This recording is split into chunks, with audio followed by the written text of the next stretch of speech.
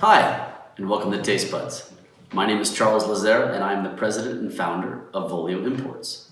Our mission at Volio is to connect the consumer experience to the vineyard experience. And we do that through these great events like this video, education, of course we're focused on service, and our ideal vision in doing all of this through education, service, and beyond is that we learn and educate on the journey behind each bottle of wine.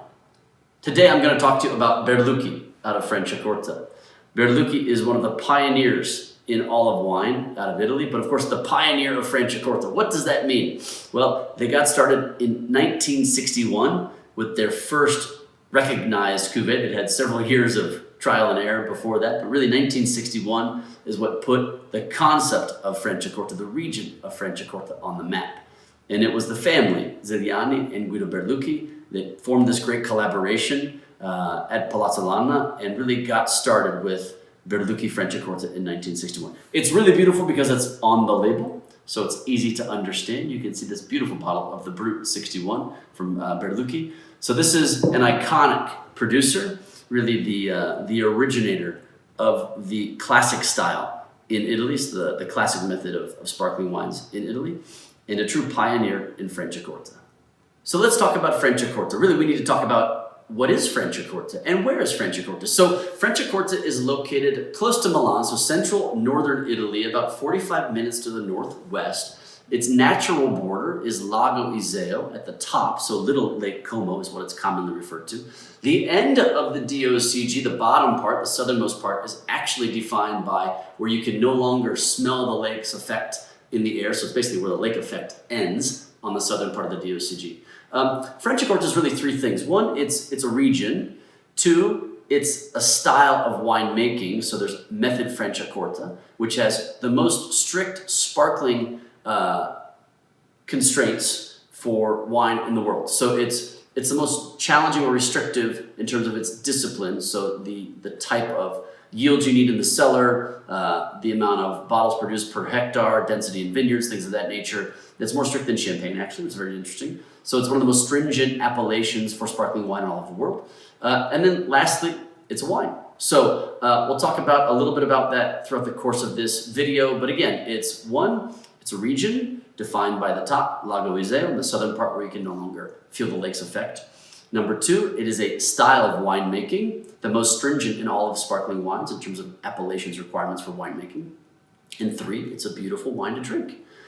So what makes Franciacorta so cool, and also what makes Berlucchi so interesting? So I think there are really three things that you need to remember about Berlucchi because they really set the stage for a nice conversation with your retail partners or your restaurant partners. Number one, Berlucchi was the pioneer of Franciacorta. So 1961 was the first vintage. They really established themselves in the DOCG and they're the pioneer of Franciacorta. So that's the first part. Number two, their commitment to organic agriculture and natural products in the vineyards and the cellars. So 100% organic conversion started in 2014 for all of their vineyards. And of course, they only use natural products out in the fields and also in the cellars. That's huge. Number three, the DOCG of Franciacorta actually has the most rigorous production standards in all of sparkling wine.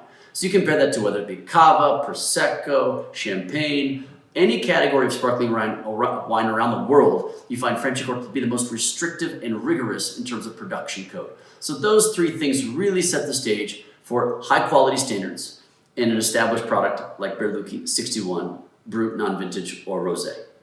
So I've got this beautiful bottle of 61 Brut non-vintage next to me. This is a blend of 90% Chardonnay and 10% Pinot Noir.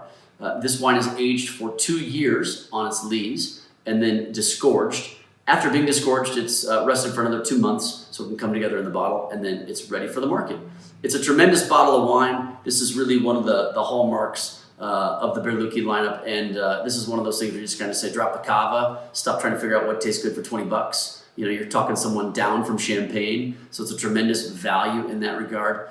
And for us, this is all about trying to get the style of wine Franciacorta established in the market. There's no better place to go than the Brut 61. This is really what defines the category.